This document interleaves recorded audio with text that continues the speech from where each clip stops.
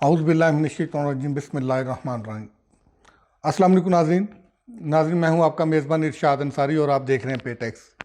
नाज़रीन, आज हम आपसे बातचीत करेंगे कि जो मुल्क का सियासी माहौल गर्म हुआ है उसके मुल्क की मईशत पर जो असरात मुरतब हो रहे हैं उसको हम डिस्कस करेंगे कि आगे ये असरात क्या रंग दिखाएंगे। अभी पाकिस्तान को मुख्तलिफ बैरूनी ज़राए से कोई 1.5 से पौने 2 अरब डॉलर मिले, उसमें एशियाई तरक्याती बैंक की तरफ से भी 1.5 अरब डॉलर मिला और फिर चीन की तरफ से भी पाकिस्तान को काफ़ी सहूलियात मिली। पाकिस्तान का कर्जा भी रोल ओवर हुआ और फिर सऊदी अरब के वली अहद का अहम दौरा होना था जो कि मुलतवी हो गया।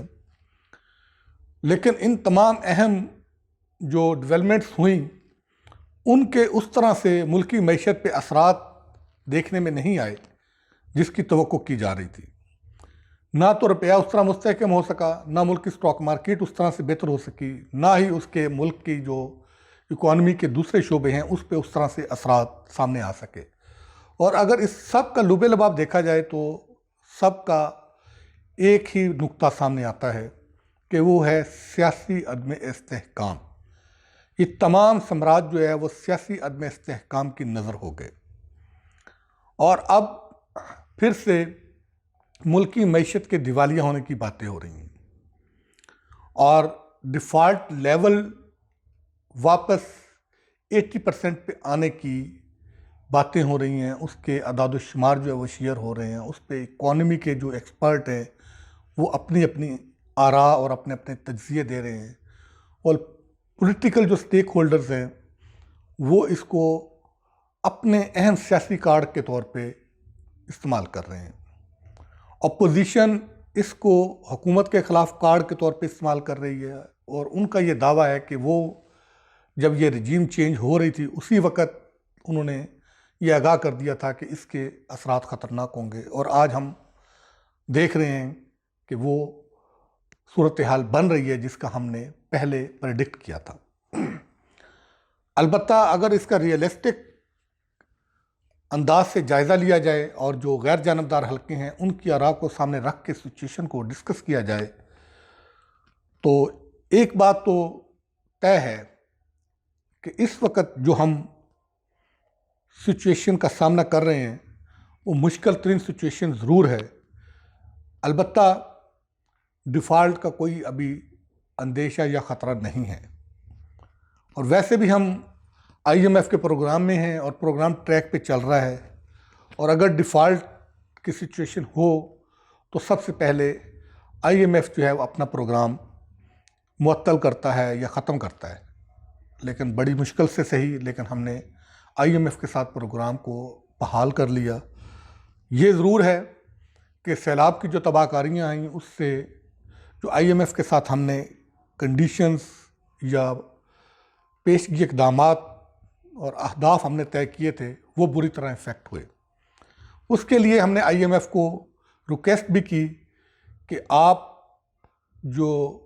अहदाफ और शराइत सैलाब से पहले हमने तय की थी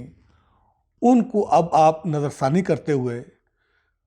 सैलाब के बाद के मंजरनामे के तनाज़र में असर नो तयन करें।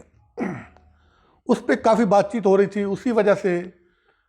हमारा जो IMF का प्रोग्राम जायज़ा के लिए उनका मिशन आना था वो भी ताख़ीर का शिकार हो गया क्योंकि सैलाब की तबाहकारियों के जो असरात हैं, इसकी बहाली और इसके तमीर नौ पे कितने अखराजात आने हैं, क्या फ़ंड्स रिक्वायर्ड हैं, कितना एरिया इफ़ेक्ट हुआ है, कितने लोग इफ़ेक्ट हुए हैं, कितना लाइफ स्टॉक, कितना ज़राअत इफ़ेक्ट हुआ है, उसके फिगर्स और सारी चीज़ें उस तरह से कंसोलिडेट होके फाइनल नहीं हो सकी। तो उस रिपोर्ट को हतमी शक्ल ना दिए जाने के बायस ये हमारा IMF के साथ जो मुज़ाकरात का मतवक्के जो प्लान था वो इफ़ेक्ट हुआ। अब वज़ारत ख़ज़ाना की तरफ से आया है कि जो अगला हफ्ता शुरू होने जा रहा है तो उसमें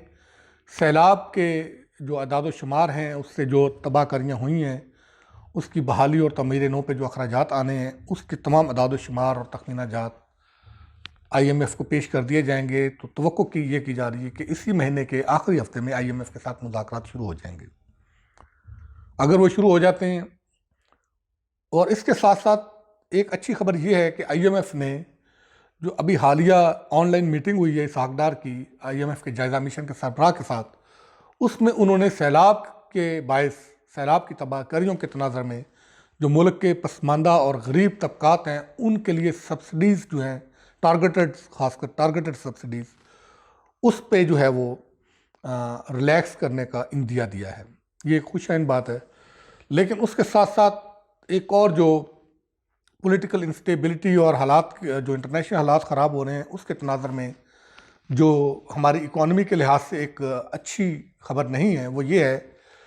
کہ جو ڈونرز کانفرنس ہونا تھی وہ بھی تاخیر کا شکار ہو گئی ہے۔ اب انٹرنیشنل ڈونرز کی جانب سے اور انٹرنیشنل کمیونٹی کی جانب سے جو پلاننگ کمیشن جو پاکستان کا ہے اس کے حوالے سے جو اہم میٹنگ ہوئی تھی اس میں ان کو کنوے کر دیا گیا ہے کہ اگر بہت ہی جلدی بھی ہم چاہیں تو یہ 20 دسمبر تک ڈونرز کانفرنس ہوگی، کیونکہ انٹرنیشنلی حالات ایسے بنے ہوئے ہیں، بڑی بڑی جو کمپنیاں ہیں وہ بڑے بڑے پیمانے پر جو ہے وہ اپنے ملازمین کو لے آف کر رہی ہیں۔ بس ایمیزون، مائکروسافٹ، ٹویٹر، یہ وہ بڑے بڑے ادارے ہیں جن کی اکانومی میں بہت کنٹریبیوشن ہے، یہ ہزاروں امپلائیز اپنے فارغ کر رہے ہیں اور دنیا کو اپنے لالے پڑے ہوئے ہیں۔ یہی نہیں، اور UN کی جو حالیہ ابھی میٹنگز ہوئی ہیں اور رپورٹس آئی ہیں اس میں انٹرنیشنل کمیونٹی نے بھی یہ کہا ہے کہ ان کے پاس فنڈز جو ہے وہ ختم ہونے جا رہے ہیں، اور ہمارے ہاں ایک بڑی آبادی جو سیلاب سے متاثر ہے وہ قسم پرسی کی حالت میں ہے، اور ہم اپنے سیاسی جو ہے ایجنڈے پہ، سیاسی لڑائیوں میں اپنی توانائیاں صرف کر رہے ہیں،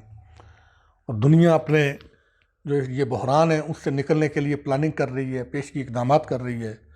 اور ہمیں فرصت ہی نہیں ہے کہ ہم اپنے جھمیلوں سے باہر نکلیں۔ اور اس کا نتیجہ یہ ہے کہ دنیا نے گیس کا بندوبست کیا، آج ہم حالیات بیٹھے ہوئے ہیں اور سردیوں میں شدید قسم کی لوڈ شیڈنگ ہونے جا رہی ہے اور ہم سیاست کھیل رہے ہیں۔ تو ہمیں اپنے حالات کو خود سے ٹھیک کرنے کے لیے اقدامات اٹھانے کی ضرورت ہے، ورنہ یہ جو اقتصادی تباہی ہوگی اس میں کسی کے ہاتھ کچھ نہیں آئے گا اور بہت بڑا نقصان ہوگا۔ اور سیاست ملک کے ساتھ جڑی ہوئی ہے، سیاست کو ریاست سے، اقتصادیات سے الگ نہیں کیا جا سکتا، اور یہ وقت ہے کہ اپنے آپسی معاملات کو آپس میں طے کر کے مل بیٹھ کے کوئی اکانومی کا ایک ایجنڈا طے کریں اور اس کو پھر لے کے آگے چلیں۔ تو سیاسی پوائنٹ سکورنگ ہوتی رہے گی، لیکن ملک کی معیشت کی کاس پہ سیاست نہ کی جائے تو بہتر ہوگا۔